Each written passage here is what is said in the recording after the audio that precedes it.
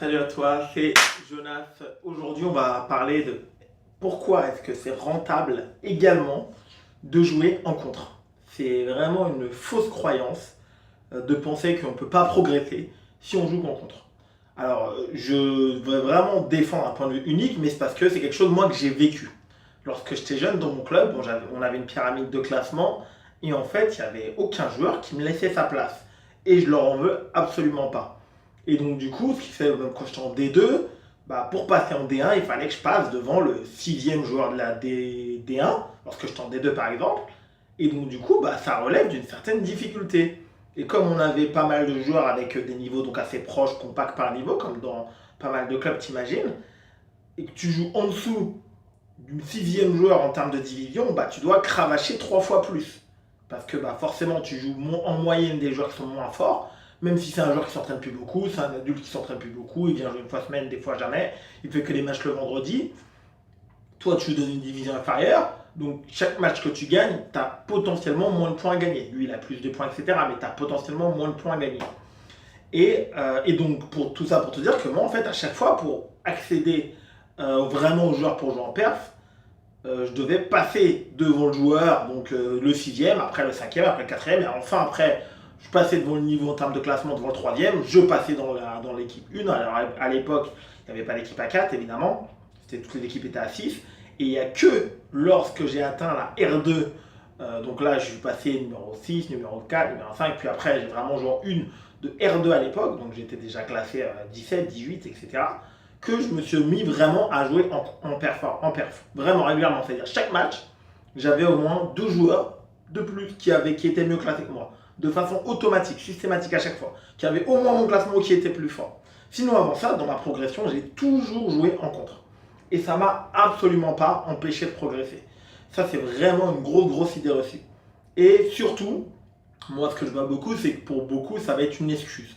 Ça va être une excuse de dire, ah voilà, je m'entraîne, je progresse pas parce que je joue que des joueurs en contre. Alors, quand je dis en contre, effectivement, il y a une marge. Là, en première phase de cette année, où j'ai joué en super contre, c'est-à-dire tous les joueurs que je jouais, ils avaient entre 350, 400 points, 500 points maintenant. Là, évidemment, ça va être beaucoup trop pour permettre de progresser, de réellement avancer, parce qu'il y a une trop forte dissension entre tout le nombre de matchs que tu dois gagner pour gagner juste 1 ou 2 points et la réalité. Par contre, je joue en contre avec des joueurs qui avaient soit mon classement, soit qui étaient un tout petit peu plus forts que moi, mais sinon, en général, ils avaient 100, 150, 200 points de moins que moi. Évidemment, ils n'avaient pas 400 points de moins que moi. Notamment quand j'étais classé alors, entre 10 et 16, globalement. C'est ce que je dis.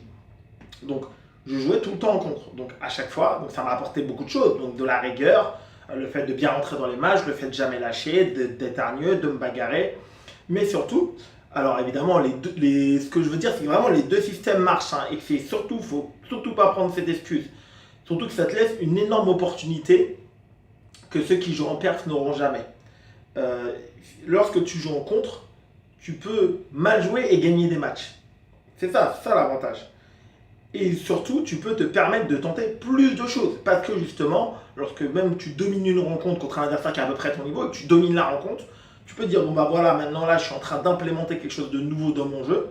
Donc tu peux prendre le risque plus facilement de le tenter. Par exemple, et c'est pas forcément une attaque, ça peut être une poussette un peu plus tendue, ça peut être une remise courte, ça peut être un nouveau service, ça peut être un tough spin, bah voilà, et ton premier tough spin revers il est un petit peu plus court, bah là, tu peux prendre le risque de l'allonger un petit peu, même si tu vas en rater un ou deux. Ça va pas changer la finalité du match qui est si tu domines globalement et que tu vas gagner le match, si tu es en difficulté et que ça ne dure pas grand chose, tu peux perdre le match. Ça ne va pas jouer là-dessus. Et que cette opportunité-là, voilà, il ne faut surtout pas que pour toi, ce soit l'obligation. Et je te dis, moi, à titre personnel, et beaucoup de joueurs, c'était aussi leur cas, on a joué qu'en perf, voilà, que très tardivement, en fait, par rapport à notre classement.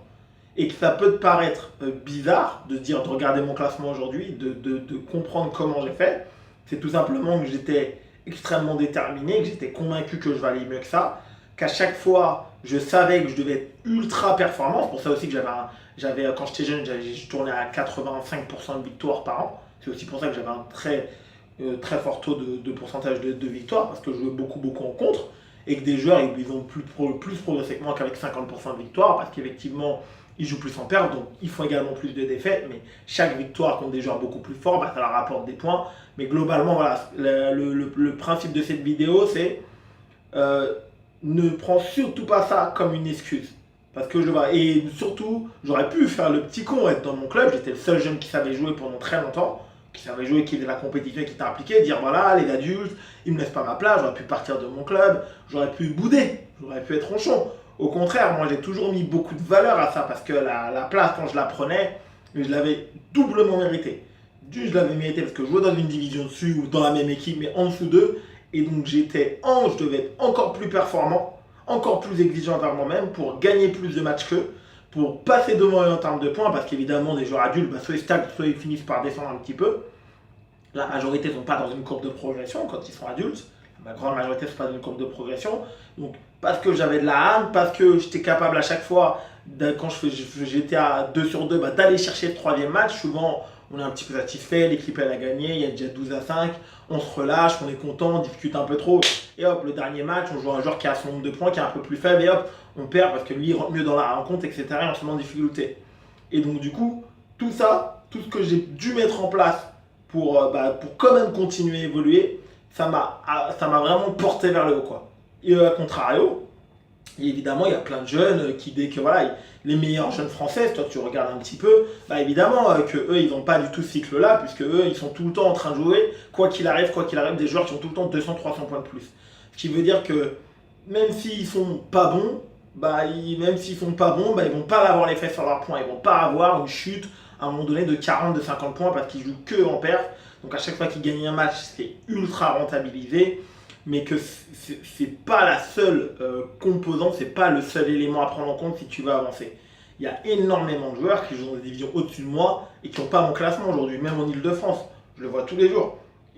Là, je suis en R1, mais ils jouent en R1, ils n'ont pas mon nombre de points. Ils jouent en PN, ils n'ont pas mon nombre de points. Ils sont 18, ils sont 19. Pourquoi? Parce que ce qui importe, en finalité, sur ton classement, c'est ta régularité.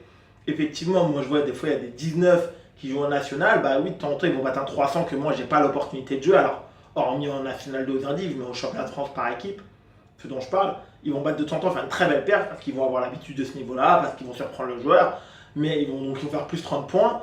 Et puis tout le reste de l'année, ils vont les perdre, ces points, parce qu'ils ne vont pas être réguliers, parce qu'ils vont faire 1 sur 3, parce qu'ils vont faire 2 sur 3, parce que c'est ce qui compte en définitive. Si tu veux progresser, si tu veux avancer, ta rigueur, ta régularité, ton niveau général, tu pourras pas le tromper. Tu pourras pas. Le classement tennis de table, il est super bien fait. Tu pourras pas le tromper. Tu peux faire une grosse perte, prendre 30 points, et après, tu vas perdre tes points match après match, match après match, match après match. Si tu passes pas le cap technique, si tu passes pas le cap tactique, tu vas perdre tes points au fur et à mesure, au fur et à mesure. Mets-moi en commentaire ce que tu en penses. Est-ce que toi, tu penses que pour progresser, on est obligé de jouer en perf? Vraiment, tout le temps, tout le temps, tout le temps, tout le temps, que c'est une obligation, ou 50% du temps, 60% du temps. Voilà, mets-moi ton avis en commentaire. Je répondrai comme d'habitude. Je te souhaite, comme d'habitude, un excellent entraînement et ciao!